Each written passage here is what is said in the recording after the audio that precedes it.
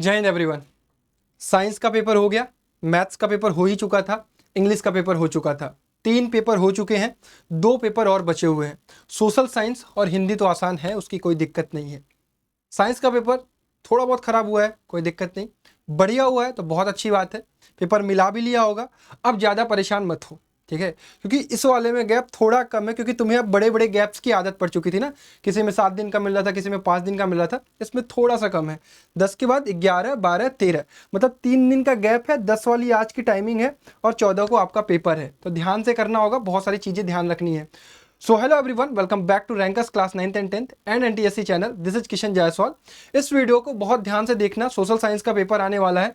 ये पिछले के पेपर से बिल्कुल अलग होने वाला है, क्योंकि पूरी की पूरी पेपर में आपको लिखना है। थ्योरेटिकल होने वाला है। कहानी आप सुनते बहुत ज़्यादा हो लेकिन लिख नहीं पाते हुए, ध्यान रखना।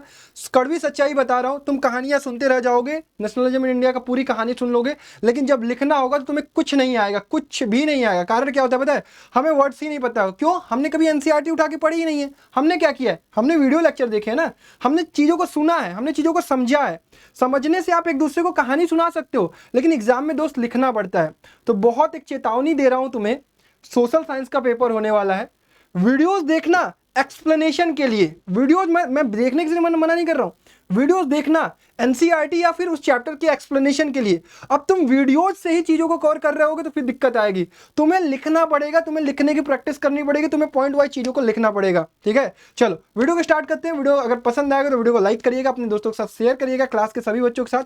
वीडियो धमाकेदार होने वाली है, ठीक है। चलो प्यारे बच्चों, अब आपको यह भी पता है कि आपके पूरे के पूरे चैप्टर में 7 चैप्टर आने वाले हैं, ठीक है, सोशल साइंस के पेपर में। पेपर कब है आपका? 14 मई को, ठीक। अब 14 मई को पेपर है। एक चैप्टर सबसे बड़ा है, that is nationalism in India. हम क्या होते हैं, इसी में परेशान रहते हैं, बाकी चीजों को थोड़ा सा हम स्किप करने की कोशिश करते हैं। हमारा सबसे पहला फोकस नेशनलिज्म इन इंडिया पर जाता है, और हम जब देखते हैं चैप्टर इतना बड़ा तो फिर हम डर जाते हैं। डरना नहीं है, नेशनलिज्म इंडिया को प्रॉपर करना है, 10 के 10 नंबर उठाने हैं। कुछ भी कठिन नहीं है, उसका तरीका मैं बताऊंगा और कैसे करना है सब बताऊंगा। उसके बाद 10 नंबर आपके पास ज्योग्राफी से आ रहे होंगे, मैन्युफैक्चरिंग इंडस्ट्री से, लाइफलाइन ऑफ नेशनल इकोनॉमी से।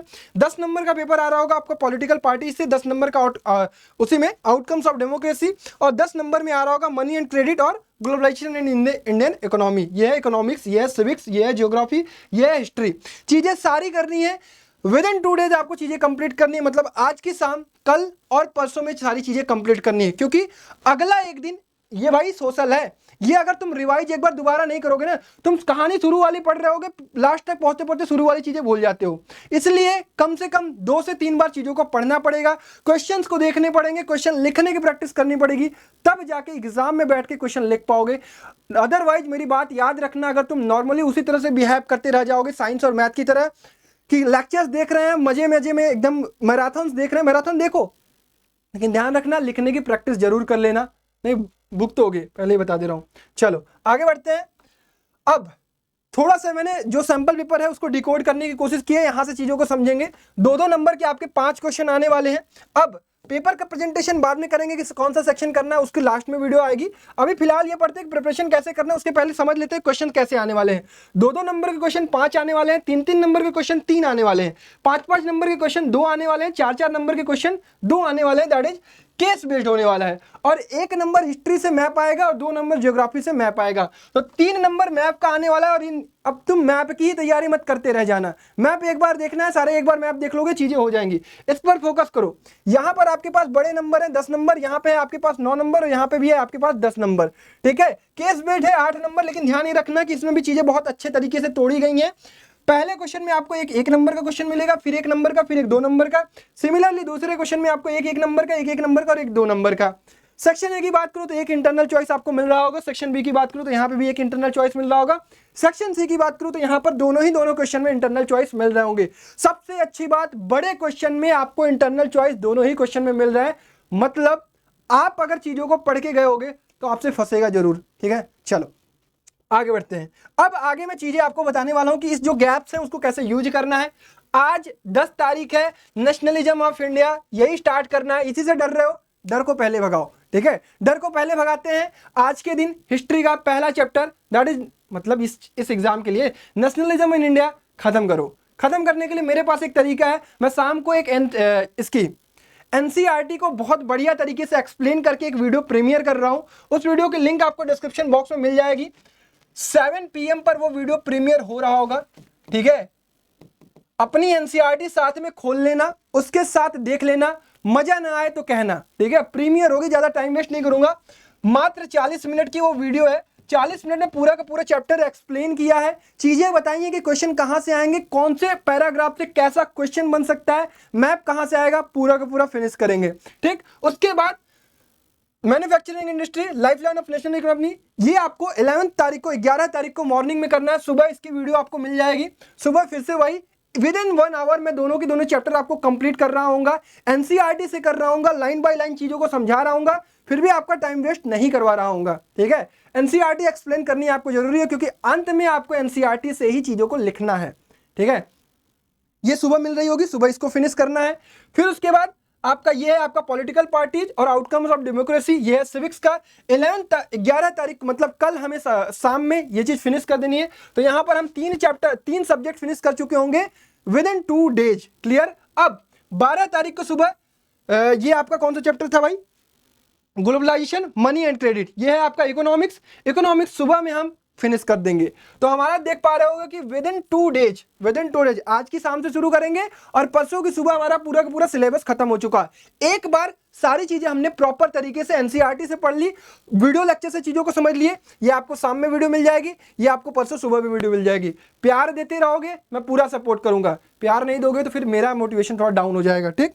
चलो, अब इसके बाद अब 12 तारीख को आपको कंप्लीट रिवीजन कराना है। अगर आपका प्यार सपोर्ट रहा तो आई विल ट्राई कि कंप्लीट आपको मैं एक वीडियो में कंप्लीट रिवीजन करा दूंगा, ठीक है, जिस तरह से ये वीडियो आएगी। अब 13 तारीख को आपको ध्यान रखना है कि 14 को आपको पेपर देना है, 13 तारीख को आपको पढ़ तो सब कुछ लिया, अब क्वेश्चन से चीजें सीखनी है कि क्वेश्चंस में हमें पॉइंट वाइज लिखना कैसे है, एग्जाम में क्वेश्चंस के पॉइंट वाइज आंसर दिए कैसे गए हैं। तो 13 तारीख को आपकी आई विल ट्राई की 4 वीडियो आएंगी, ठीक है। 13 तारीख की आपको 4 वीडियो आएंगी।